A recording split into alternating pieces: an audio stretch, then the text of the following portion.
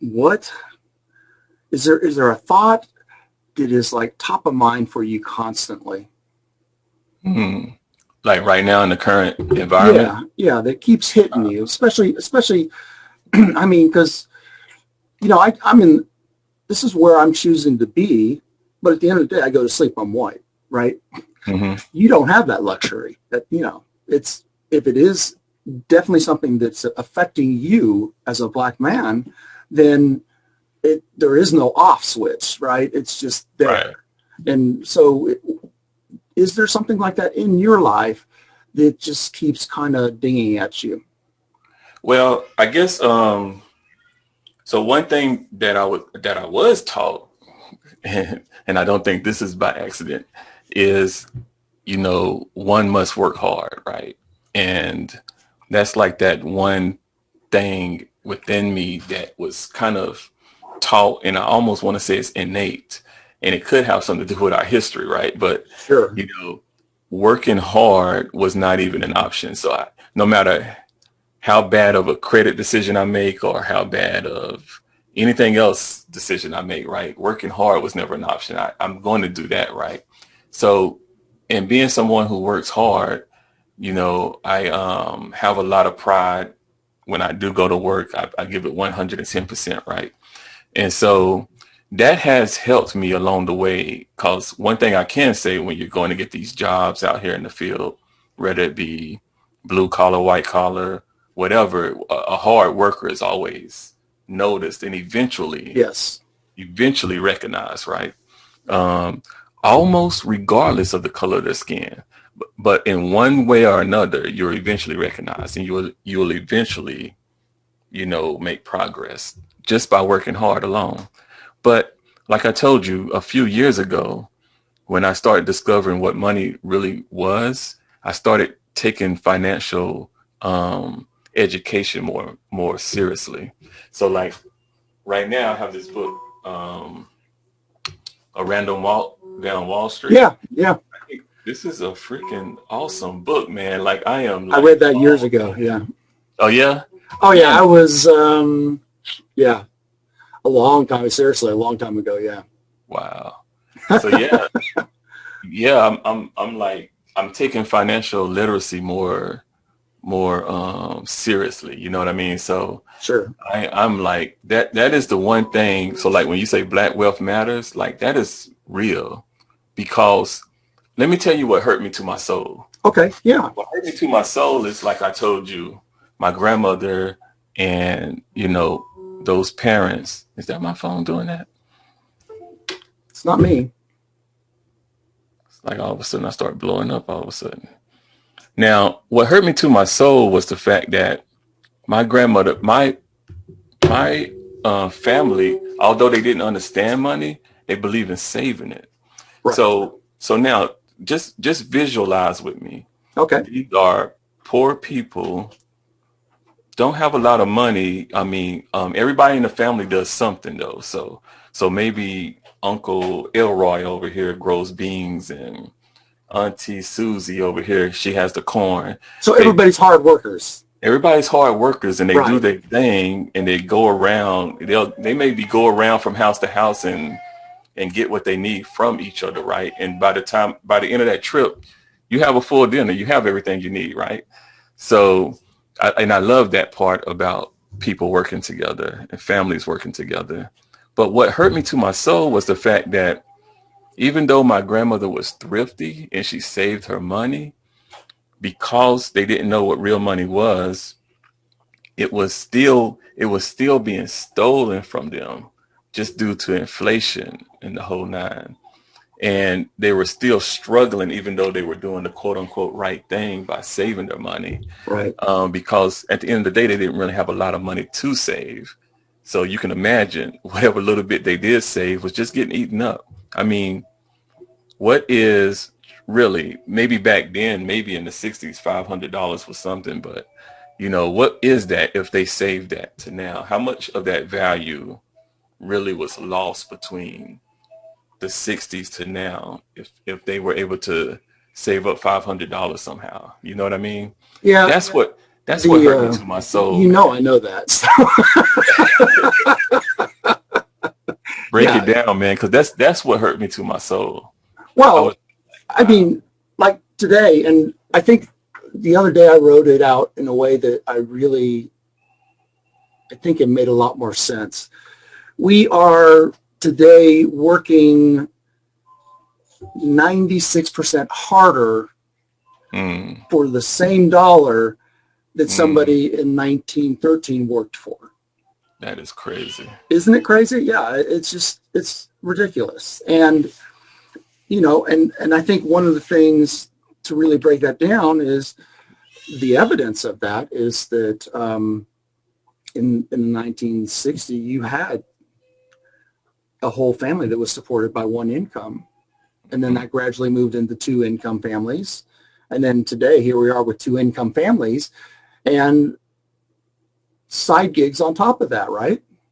So it, and all of that wraps up, all of that requires time. All that work requires time. And you and I both know that time is our most precious asset. that is it. And when somebody's taking it from us, it's tragic. That's it. That's it.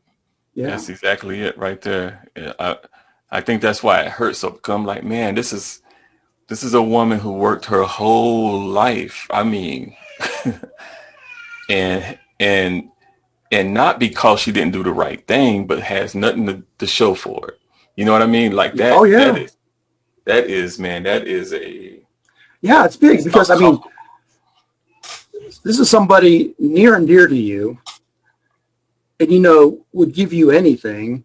Right. And she absolutely, in her heart and her soul, was doing everything she thought was the best thing to do. Right.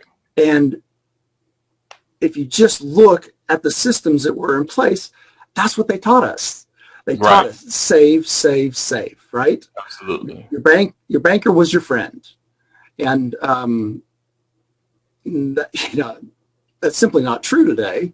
I think back then, I think there might have been some truth to that. Um, However, I think back then we had the issue of color, right, of ethnicity, and if you were black, you didn't have access to loans that white people had, and you didn't have access to property that white people had access to as well. And so, I mean, there's limitations, and that's the nice side of the conversation, right? That's not even getting into the part that just churns my stomach, right? And Right. One second. Let me oh, you're pause you. fine. You're Let fine. me, I hear Junior wailing out. Okay. Sorry about that. No apologies. I love my family, so my You children was are everything. escalating. They are everything to me, and they know that, right? I mean, they have the confidence that they have today because they absolutely understand where I stand with them, and yeah, Awesome. Awesome. as long as I'm around, they know they have a place. So yeah, that's not a problem at all. Um, so what do you think's we've missed in this conversation that's important to you specifically as a black man? Mm, I think one tricky subject, right? Okay, One tricky subject is a somebody like me, right, who I truly understand the predicament that I feel like the average black man finds himself in, right? sure. And yet here's where it gets weird. And yet I am probably in America who you would call a successful black man, right? Right. Because I told you, over time, eventually you're noticed, eventually you get promoted. And so I'm actually doing well as far as from a black family perspective in America, right? So it's tricky when I can still see or observe the problem that's within the community, knowing what they're up against, knowing that what really happened with me is I defeated the odds. Okay. And it's not like a blueprint that I can pass on to someone and say, yeah, just do it the way I did it. Cause I can't guarantee them that, right? Right. I can't. I just don't know what obstacle they're going to hit and how they're going to respond in certain situations. that maybe I was either blessed and fortunate to just see. I'm not naive to think that just because I may have quote unquote made it, that that those roadblocks don't exist. You know Right. what I mean? Yes. I know it's very real. I know, you know, favoritism is just, I just think it's human. Even black or white aside, I just think favoritism and people, you know, it's not what you know, it's who you know. I just think that's a very human thing. And Yes. for us to believe that it doesn't matter. And then it just goes a step further if you add the race thing into the equation, you know. Sure. People, I just think it's very human to, we're more comfortable around people that's because it doesn't challenge you enough, right? If Right. you get someone that's like you, that's very comfortable. It's easy. It's very easy, right? Right. It doesn't mean that you're evil or bad.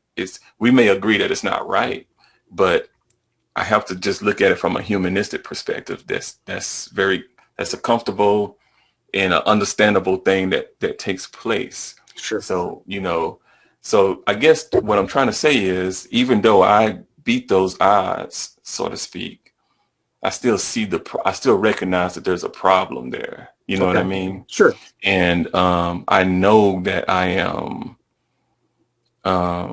considered an odd one out. You know what I mean? An And outlier of the correct, fortunate. Yeah. Yeah. correct, exactly.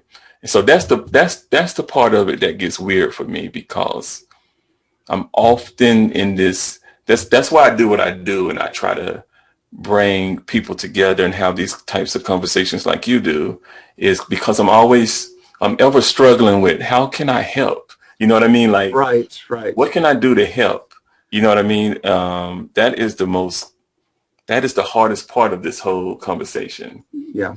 And I do to help. Yeah.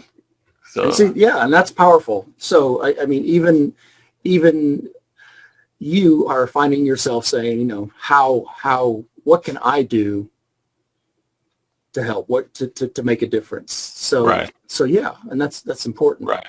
So what, when you look at it in the way that we just talked about, you helping somebody, when you're looking out there, what do you think the number one thing that when you say, how can I help, that typically comes to mind for you? Is it just the conversation, or is it a specific conversation? I think it's conversation. I also think it's showing them. See, the thing about us as people is, when we see something is possible, it is very it's that's strong. Okay. I'll give you a case in point. I told you my background at least a little bit, enough at a high level. What I didn't tell you is that something, before I went into the military, Right. I met one of my older second cousins, who I really call him an uncle, right? Because of Okay. the age gap was pretty big. But one thing, he was a professor at University of Alabama. I'm from Oh, Alabama. okay. Okay. And so, and you're talking, he's a black man, right? And this is unheard of for me. And I meet him when I'm in high school, or Okay. when I'm in high school. And what I immediately noticed when I looked around his house was that he had these plaques and these accolades, Yes. and all it said to me was, "Oh wow, we can be successful." You know what I mean? Oh, Like wow. Yeah. Yeah. Yeah. Yeah. literally, until and I don't know why I didn't bring this up earlier, but until that moment in my life, I thought that my destiny was inevitable, that I was who I was. You see what I mean? And Wow. I didn't think outside of that. So whatever was, and I got to be honest with you, because we're talking 15 through 17 years old. Sure. So whatever was laid out on TV, whatever I saw around me, predicaments, maybe my friend down the street just got apprehended by a cop. You know what I mean? Just, Yeah. you know, these are all things that play into your psyche of where you think you yourself is going. Right. So, so when I went over his house, it was very like, and he was talking, he was really articulate. He was charismatic. He was, you know, it was just like success was just oozing out of him. You know what I Yes, mean? yes. And I just remember saying to myself, I want I want to get that. I wanted one of those things on the wall. I wanted to be regarded as intellectually or an intellect, right? And just be Right. able to talk to people like that. So, I love the way he engaged with people and talked to them. right. So even the language of the conversation was a little bit different, right? Very different. Yeah. Very different. He was saying words, he was using words that I had read but never used before, right? Wow. Didn't have never came in contact with someone other than like your teacher, right? Sure. You know, your teacher in school. But even so, though, the teachers are not black. You know what I mean? At least when I was Yes. growing Yes. up, right? Yes. So this was another black person speaking like this and being like this. With the walls covered. Right, right. And you know, and I'm just looking, and I was fascinated, man. I was blown away. It just showed me something else. That's the Yeah. key. It You're giving showed me something else. you're giving me goosebumps. Yeah. That I Oh can yeah. yeah, I can experience the moment. Yeah. I Yeah, to, it was I don't know why I didn't bring it up earlier, but that was a moment right there, man, because it just it was what I was missing that I didn't know I was missing.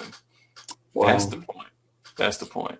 I think, if I may, the vocabulary, right? The language. Hmm. Um, one of the things that's really interesting in some studies that have been done, the vocabulary of an individual says a great deal about their status in life, and this doesn't have to be a black or white thing. This is just an individual having command of the language enough that he or she can articulate things that they otherwise would not have been able to, right? So what that does is that creates, when we have an overly simplified vocabulary, there's a struggle, and we may not even see it as a struggle, right? But we go to share an experience or a dream or a vision, and the words are difficult to get to, and maybe even it's maybe even difficult to become abstract with the discussion because you don't have the language to jump into that abstraction. So in essence, your ability to communicate can actually become a limiting factor in growth, even though you may not realize it. Right. Does that make Right. sense? Absolutely. Yeah, Absolutely. it's a powerful thing. I mean, I am a sponge when it comes to words and phrasing. I am constantly studying people because it's Yeah. just it's absolutely changed how I interact with people by That's how paying my attention wife to is. those things. Does that make sense? Oh yeah. That's how my wife is. She's even a linguist, you know. Yeah, I totally get that. I'm totally into that. And if I wasn't such a fan of money and wealth and the trading that I do and this whole black thing, white thing, um, I would probably, I think being a linguist just would be a big thing for me, right? Mm. I totally could get wrapped up in language because there's just something really fascinating about it. Right. And Absolutely. and Because you know what, I don't know. I take a stab at it. I guess because at the heart of it is communication. You yes, kind of touched on it earlier, right? right, It's extraordinary to me that at the end of the day, what matters is can you communicate or not? yes, So at everything that we do, even the black and white thing, is like us being able to talk and right, just talk about it is a really big deal. huge, Um, yes, and I think it goes in line with what you're getting at and what you're asking too, because you have to be able to talk about these things because I used to wonder how in the world can a civil war ever happen in America? That used to just, I was really flabbergasted by this idea Yeah. that America fought within America with each other, Yes. right? And I used to always, do you know, all my life that has been a puzzle up until Really? Wow, up that's until now. interesting. Up Okay. until now. So now I'm like, oh, this is how it happens. People stop talking.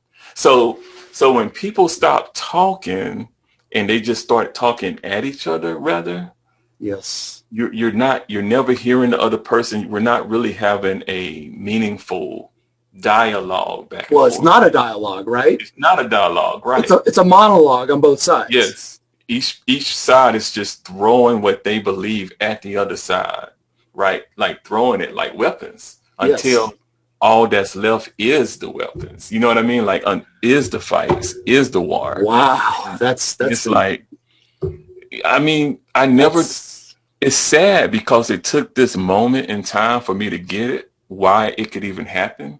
yeah. I just thought that that was just old stuff. Like, man, those people back in the days were just crazy. But now this can happen in any generation Yep. with the right circumstances when people stop talking Yep. with each other. I mean, like that was the big thing this year, man, that my eyes were open to was this is how it happens. That's what scares me more.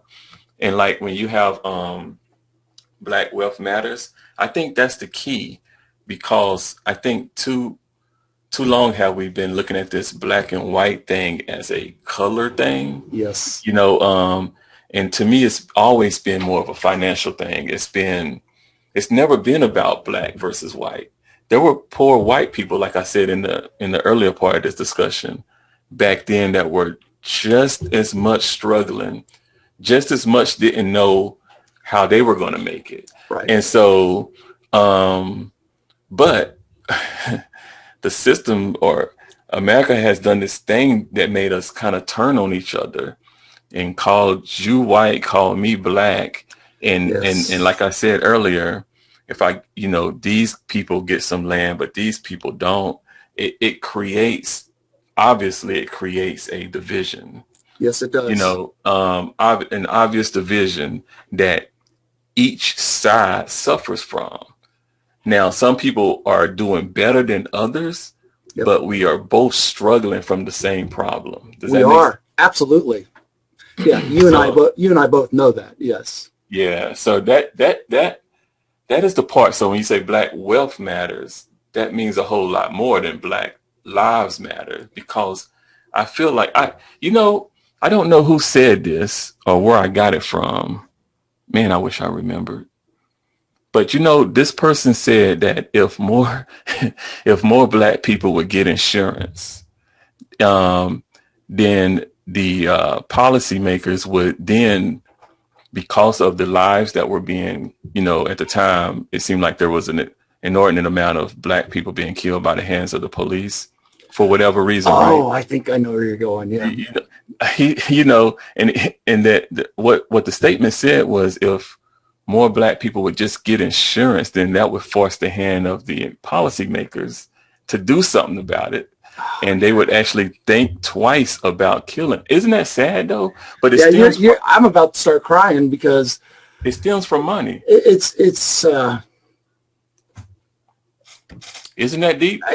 yeah, it is. And it's interesting because I think it's so valuable that you said that the way you said it, because